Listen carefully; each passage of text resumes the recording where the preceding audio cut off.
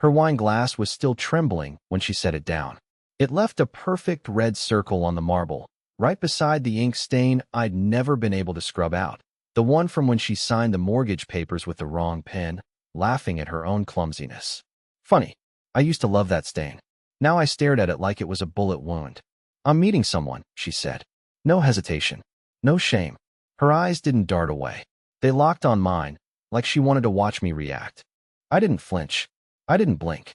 I just tilted my head slightly and said, "So do I." I don't know why I said it. Maybe because I wanted to see her crack. Maybe because I hadn't seen her care in months. Or maybe because, for the first time in our marriage, I wanted to win at something, even if I had to lie to do it. She stood completely still, like the air itself had thickened between us. "What?" I got up, walked around the table, pulled my coat from the back of the chair like it had all been planned. Like I actually had somewhere to be. Truth was, I had no plan. I didn't even have gas in the car. But I had adrenaline. And spite. That's more than I'd had in weeks. She followed me to the door. "Curtis," she said. "Who are you meeting?" I smiled. Not because I was happy, because I knew, in that moment, I wasn't the only one bleeding. "You'll find out soon enough." And then I left. And here's the part where things got strange. I didn't drive to a bar. I didn't call an ex. I didn't even make it 2 blocks before pulling over in front of that old pharmacy that's been boarded up since the pandemic. Instead, I sat in my car, heart pounding, watching the empty sidewalk, as if the answer to everything might just walk by. And that's when I saw her. Not Delaney. Not someone I knew. A woman in a yellow raincoat, walking alone in the dark, laughing on the phone. I couldn't hear what she was saying, but she was smiling like she still trusted the world, like no one had disappointed her in years. And for a moment, I envied that stranger more than I ever envied anyone in my life. Because when your wife tells you she has a date, and means it, something inside you stops working. But when she believes you have one too, that's when everything begins to break. And neither of you realize how far it'll go until it's too late. I sat in that car for almost an hour, engine off, radio silent, staring at the steering wheel like it might offer answers. The woman in the yellow coat disappeared around the corner, her laughter fading into the wet, humming night. And I was left alone again, me and the lie I'd just told. It should have ended there. I should have gone to a bar, ordered something I couldn't pronounce, stared at a sports screen like I cared about the score. But no, something twisted had ignited in me. I wasn't just running from her anymore. I was chasing something, too. Power, maybe. Control. Or just the satisfaction of watching her sweat for once instead of me. So I did something pathetic. I posted on Facebook. Yeah, I know. I hadn't posted anything but birthday thank yous in years. But I put up a photo, an old one from last year's office holiday party. It was me and a woman from accounting, Tessa, standing too close, both holding champagne. I cropped out the office decorations and added the caption, "Good catching up tonight, winking face." I watched the dots flicker under her name in Messenger within seconds. "Delaney, you're with Tessa?" I stared at the screen. My stomach flipped. I almost deleted the post. But I didn't. "Me, you're out." I figured I'd get some air too. No reply. 2 minutes later, she viewed my story. 2 more minutes. The post had 6 likes, including one from her cousin, who once drunkenly told me I was too soft for her. I felt something. Not joy, not pride, but a flicker of relevance. Like I mattered again, even if it was for the wrong reason. Then came the knock. I flinched. A sharp, fast series of knocks on my driver's window. My heart leapt to my throat. I turned. It was a cop. Great. Just what I needed. I rolled down the window halfway. "Evening," I muttered. "You parked here a while," he said. "This pharmacy's been closed since the floods. You okay?" "Yeah, just needed to think." He eyed me like he'd heard that 1,000 times from people who weren't okay. "Got ID on you." I handed it over. He glanced at it, then back at me. "Curtis Weller," he read. "You're from Oak Ridge, right? That neighborhood with all the nice brick houses?" I nodded. "My cousin lives there." "Rough spot, huh? All that drama last month." I didn't know what he meant, but I nodded again, pretending I did. He gave me a long look, handed the ID back, and said, "Don't fall asleep here. People get the wrong idea." When he left, my hands were shaking. Because for a second, just a second, I wanted him to pull me out of the car. I wanted something real to happen. Something physical. Something to snap me out of this in-between hell I was floating through. Instead, I started the engine. And drove. Not home. Not anywhere I knew. Just forward. And as I drove, the lie I told Delaney began to mutate. It was no longer a cover. No longer a bluff. It was a weapon. A wedge. A game I suddenly realized I could win if I was willing to lose everything else. Because if she could have a date, I could have a story. And I was about to write one that she would never forget. I drove with no destination in mind, just the sick pulse of my thoughts pounding harder than the engine. It was nearly midnight when I pulled into the back lot of a motel I used to pass every day on my way to work, the kind with flickering neon and a vending machine that hadn't been restocked since 2012. It was the kind of place you went when you didn't want to be found, or when you didn't want to admit you had nowhere else to go. I booked a room in cash, gave them a fake name, Adrian, because it sounded more reckless than Curtis, and walked up the creaky steps to room 209. The bedspread had cigarette burns, the TV had no remote, and there was a faint smell of wet carpet and old secrets in the air. Perfect. I opened my phone and stared at Delaney's last message again. No follow-up. No typing bubbles. She'd gone silent, and that somehow scared me more than if she were screaming. I should have stopped there. But the problem with lies is they rot in your hands if you don't use them quickly. So I used mine. I downloaded a dating app, the one with the orange flame and too many bots. I uploaded that same holiday party photo. I set my location to nearby, wrote some lazy bio about being new to the area, and scrolled through women I had no intention of meeting. But then she popped up. Delaney. Same app. No ring in her picture. Same smile, slightly older. Bio said she loved live music, early brunches, and honesty. Honesty. That word tasted like rust. I stared at the screen for a full minute before I swiped right. Instant match. My fingers trembled. I wasn't breathing. She had swiped on me. She didn't know it was me. Obviously. Not with the name Adrian, not with the lighting in the photo, and certainly not expecting her husband to be playing the same dirty game she was. I should have closed the app, deleted it, taken the moral high ground. Instead, I messaged her. Adrian, your smile looks like trouble. I like it. She replied in less than 30 seconds. Delaney, I am trouble. Think you can handle it? I stared at that message like it was a confession. I wanted to laugh. I wanted to scream. I wanted to smash the screen and throw the phone across the room. But instead, I kept typing. Because now I had something more than a lie. I had access. I had her attention without the baggage of Curtis. She didn't want her husband anymore. Fine. She could have Adrian. We messaged until almost 2 a.m. Nothing explicit, just enough flirtation, enough heat, that I knew where she was emotionally. She was chasing validation, chasing excitement, probably thinking she still had the upper hand.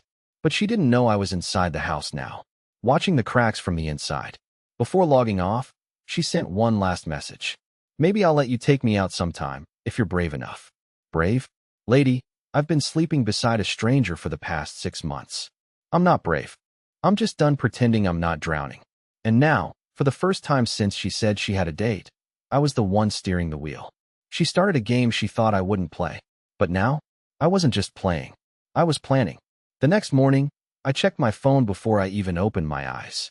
One new message. Delaney. Woke up thinking about our chat. You've got a dangerous vibe, Adrian. I kinda like it. I stared at the words, the way she'd typed them like some teenager in heat.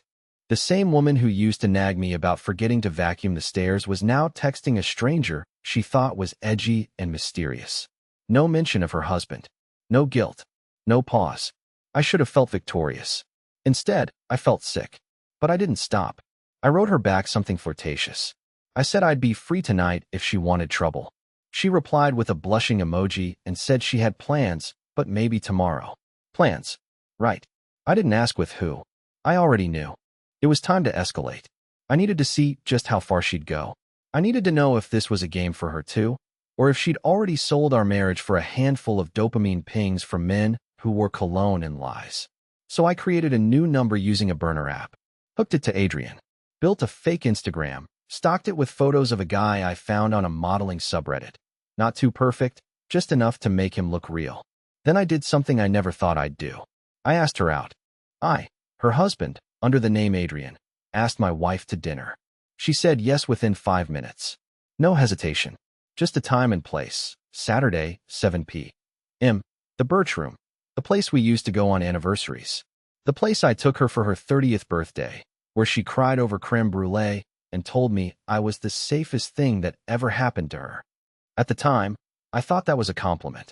Now I realized she meant safe, the way you describe furniture. Useful, quiet, replaceable. So I made a decision. I would be at that restaurant before her. But not as Curtis. Not even as Adrian. I wouldn't be seen at all. Saturday came fast. I got there early, hoodie up, cap low, sitting at the back corner table like a detective in a bad movie. I brought a book to fake normalcy, but didn't turn a single page. And then I saw her. She walked in wearing that emerald green dress I bought her 3 Christmases ago, the one she said was too nice to waste on normal nights. Her hair was curled, her makeup flawless, but her eyes, they darted. Nervous, excited. She was looking for him. For me. She sat at the bar, ordered a drink, and kept checking her phone. 10 minutes passed. Then 15. I sent a text. Adrian. Running late. Don't leave. She smiled at the screen. Smiled. My wife was smiling at a message from her imaginary lover. From me. I felt like I'd fallen out of my own body. Like I was watching a version of my life that had been hijacked by someone crueler, smarter, more willing to burn everything just to feel heat. Then something happened I didn't expect. A man walked in. Tall, clean-cut, button-up shirt. Early 40s. He went straight to Delaney. Hugged her. She hugged back. She introduced herself. They ordered drinks. They laughed. I watched, frozen, as my wife, who told Adrian she was free tonight, clearly had a real date lined up anyway. My fake plan had just collided with her real betrayal. And now I wasn't in control anymore. I wasn't just watching a trap play out. I was standing in the middle of one. And I had no idea how much deeper it went. I sat there longer than I should have. Longer than any sane person would have. Watching her. Watching them. Every time she leaned in to laugh. Every time she brushed a strand of hair behind her ear, it chipped away another piece of me. It wasn't just that she was cheating. That part had become background noise by now, like the clinking of silverware and low jazz hum of the restaurant. It was that she looked alive in a way I hadn't seen in over a year. Animated, open, effortless. And it was killing me. She was never like that with me anymore. With me, she was clinical, tired, brief. But here, with this stranger, she looked 26 again. The version of her I used to daydream about even when she was lying next to me. I stared long enough to memorize his face. I don't know why. Maybe I wanted to carry it with me like a wound. Maybe I thought if I knew what kind of man she replaced me with, I could finally explain to myself why I wasn't enough. He didn't look extraordinary. Average height, navy shirt, glasses.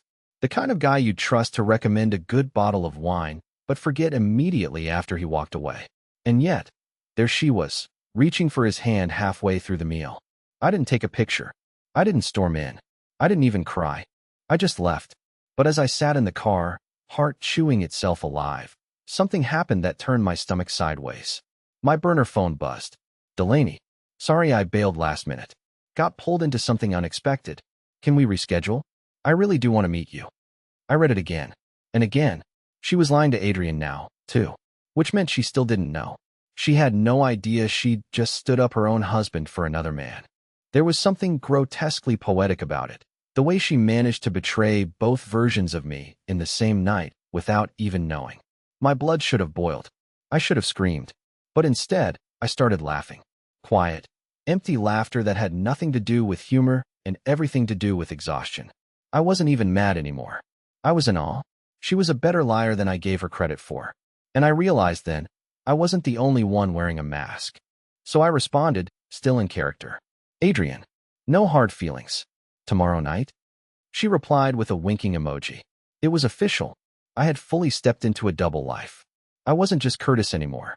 I was Adrian too, and Adrian had a date with the woman who married me, betrayed me, and still wanted more. But here's the thing. I wasn't interested in revenge anymore. I was interested in answers. Because something about that man, the one from the restaurant, didn't sit right with me. The way he walked in, the way she greeted him, so fluid, so unfazed. It didn't feel like a new fling. It felt rehearsed, like it wasn't the first time. So I went home, quietly, didn't slam the door, didn't toss the keys, just sat on the edge of the bed and stared at her side of the closet. It was neater now, less stuff in it, a few hangers bare. I hadn't noticed that before. My wife wasn't preparing to cheat. She was preparing to leave. And suddenly, It wasn't just about heartbreak anymore. It was about timing. Because if she was planning to vanish, why hadn't she done it yet? And more importantly, what was she waiting for? I didn't sleep that night. I lay in bed, eyes wide open in the dark, listening to the silence like it might confess something. Our house had a way of creaking in the cold, the kind of old wood groans that almost sounded human. But that night, the house didn't make a sound. Like it knew I was listening. Like it had secrets too. Delaney came home around 1:30 a.m. She moved carefully, like a burglar, not a wife. Quiet steps. Soft clicks of drawers opening and closing. I heard her kick off her heels, then run water in the bathroom. She never peeked in on me, never checked if I was awake. And when the toilet flushed and the faucet ran, she paused just outside our bedroom door. I didn't move. I didn't fake snore. I just stared at the ceiling. She didn't come in. Instead, I heard her walk down the hall to the guest room, the one we always kept spotless, just in case her mother visited. That hadn't happened in 3 years. And suddenly it made sense why she insisted we keep it clean. That's where she'd been sleeping lately. I waited 5 more minutes before I got up, crept barefoot down the hall, and leaned close to the guest room door. Her phone buzzed once, softly, and I heard her laugh. A quiet, breathy giggle. The kind you make when someone tells you exactly what you wanted to hear. She wasn't talking to Adrian, and she sure as hell wasn't talking to me. The next morning, she was gone before I woke up. And that's when I started digging. I went full amateur detective, pulled up old credit card statements, checked browser history on the shared laptop she'd forgotten to wipe, opened every drawer she used to say was just receipts. And I found something I didn't expect. A second phone. It was tucked in the back of her winter boots, in a shoebox labeled Donate. It had no case, no lock screen, and no calls in the history. Just texts. Dozens of them. But only to one number. They weren't flirty. They weren't sexual. They were logistical. Dates. Times. Locations. Payments. Venmo screenshots. Rental confirmations. Digital hotel keycards. She was coordinating something. Something big. Something she didn't want traced. That's when my hands started to shake. Because mixed in with all that were screenshots of emails. One of them was from a law firm, confirming a consultation for separation strategy. Dated 3 weeks ago. Another one was from a storage facility. She had rented a unit in her maiden name and paid 6 months in advance. And then I saw the one that stopped my breath entirely. A photo of me. A candid one, taken from behind. I was on the front porch, hunched over, probably bringing in a package. Underneath it, she'd typed, "This is him." Just that. This is him. She'd sent it to the same number she'd been coordinating with. Not a lover. Not a friend. Someone else. And suddenly I realized, this wasn't about another man. Not just about a date. Not about lust or distraction. She was building a life outside of me. In opposition to me. She wasn't cheating. She was erasing. And whatever was coming, I wasn't supposed to know about it. Yet here I was, phone in hand, heart in my throat, staring at evidence that I wasn't just losing my wife. I might be losing everything. I didn't eat that day. Didn't shower. Barely blinked. My hands kept opening and closing like they didn't belong to me. And every time I looked at the phone, her second phone, I found myself staring at that text again. This is him.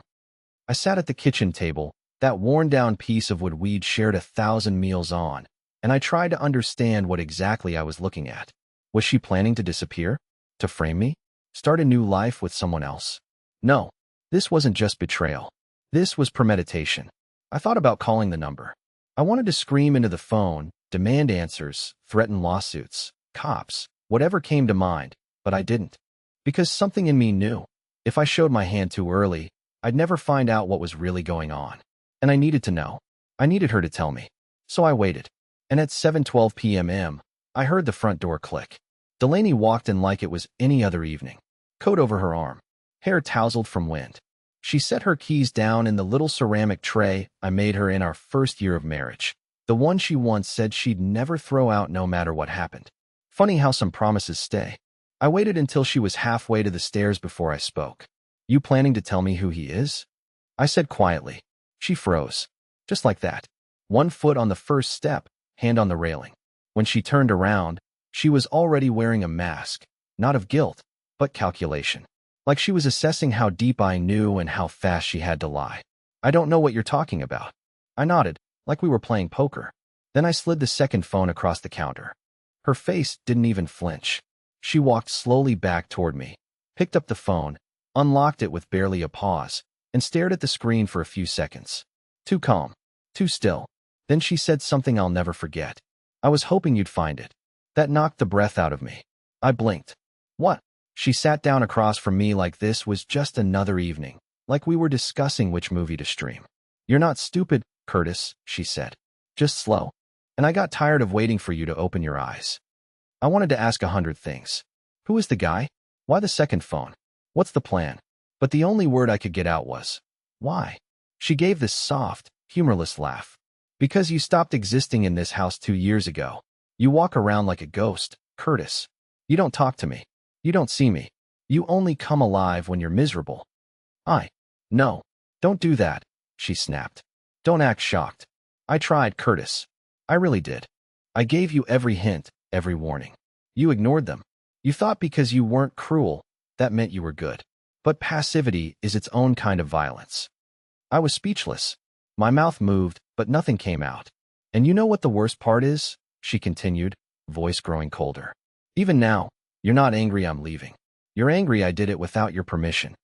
That was when I realized I had completely lost control.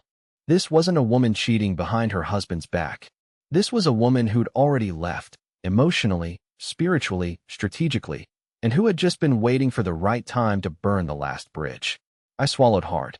My throat was raw. "Who's the guy, Delaney?" She didn't even blink. "He's nobody. He was never the point." Then she stood up. "Do what you need to do," she said. "Call your lawyer. Call your friends. Tell Reddit. Make me the villain. But deep down, you've been gone from this marriage a long time. I just decided to bury it before it rotted through the floor." And with that, she walked upstairs. I sat there, stunned. Because I expected lies. I expected denial. What I didn't expect was the possibility that I'd been part of the betrayal too. That maybe I had disappeared, long before she did. The next morning, she was gone. Not just from the house, from the city. Her closet was empty. Her toothbrush gone. Even the small things, the glass bird on the windowsill, the candle she never lit, disappeared like they had never been there to begin with. She left no note, no voicemail, just silence and a shipping label from U-Haul in the trash with yesterday's date on it. I stood in the center of the bedroom, still barefoot, still wearing the same hoodie I'd had on for 3 days. Everything smelled like lavender and endings. And for the first time in this entire unraveling nightmare, I didn't feel rage. I didn't feel sadness. I didn't even feel hollow. I felt clear. All the lies, all the layers, the masks, the games, her secrets, my silence, her second life, my fake identity, it all lifted in that moment like fog evaporating off the surface of a cold lake. What was left underneath was ugly, cracked, water-damaged in places, but it was real. She was right about one thing. I had disappeared. Not just from the marriage, from myself. I stopped showing up. I let everything fall into autopilot and convinced myself that routine was love and silence was peace. I didn't fight for her, not when it counted. Not when she begged without words. But here's what she was wrong about. I didn't vanish because I didn't care. I vanished because I forgot I was allowed to matter. That day, I sat down at the kitchen table, the same place where I'd confronted her, and I wrote down one truth for every lie we had told each other. It took hours. It wasn't poetic. It didn't rhyme. It was messy, scratchy, and real. Then I folded the paper, burned it in the sink, and finally showered. The next few weeks were slow. I deleted Adrian. I shut down the burner. I called my boss and took unpaid leave. And then I did something wild. I booked a cabin 2 hours north, tossed a duffel bag in the trunk, and drove until cell service cut out and all I could hear were birds, wind, and the crackle of wood as I lit my first fireplace fire since Boy Scouts. I stayed there for 3 days. No noise. No apps. No pretending. Just me. Just Curtis. And that was where I remembered how to breathe again. Not as a husband. Not as a victim. Not as the villain in someone else's story. Just as a man who finally stopped ghosting his own life. Months have passed since then. I've moved to a new apartment. Smaller, quieter, cheaper, but full of light. I cook real food now. I've started sketching again, badly, but I like it. I even joined a grief support group where no one knows my last name. And that feels like freedom. Delaney never came back. Never texted. never asked how I was. And honestly, I'm grateful, because her leaving wasn't the end of my story. It was the beginning of something I should have done years ago, coming back to myself. So if you're reading this and you're in that fog, lost in someone else's orbit, watching your life shrink smaller and smaller until even your own reflection looks like a stranger, let me say this: you're allowed to start over, even if the person you have to leave behind is yourself.